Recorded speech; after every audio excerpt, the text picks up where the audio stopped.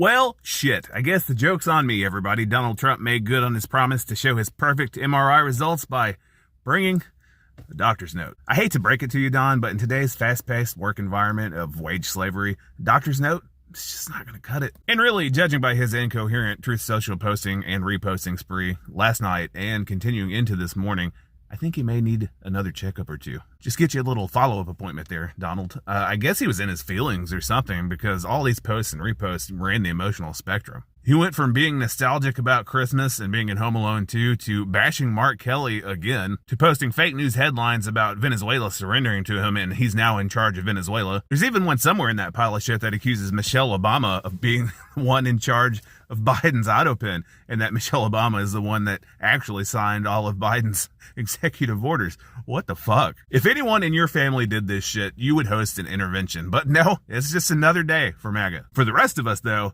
I think we might want a little bit more than a doctor's note. Thanks. Moving on, the publisher of the children's book Franklin the Turtle has slammed Pete Hegseth using this AI-generated image of the children's book character to, I guess, be funny? I don't know.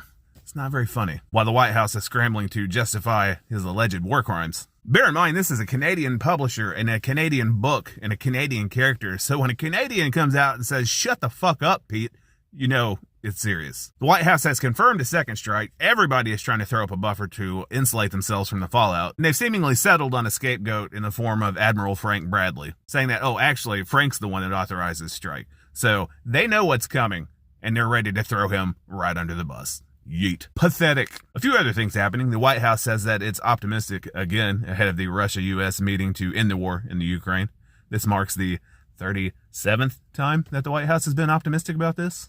Good luck. Donald Trump is meeting with advisors on Venezuela as U.S. pressure is beginning to ramp up against Venezuela. And by pressure, I mean posturing for a war, because nothing says I'm the anti-war president, again, like war. Kristi Noem is calling for travel bans from all countries that she says are flooding the U.S. with criminal activity. Which I find slightly confusing, because how are you going to ban the U.S. from traveling in the U.S.? Because statistically, that's the lion's share of the criminal activity.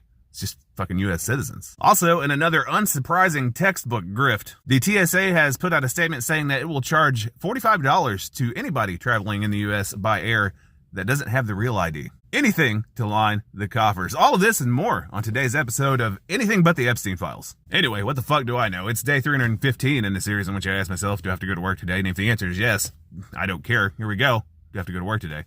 Yerp. Yeah, this is all normal. See you tomorrow.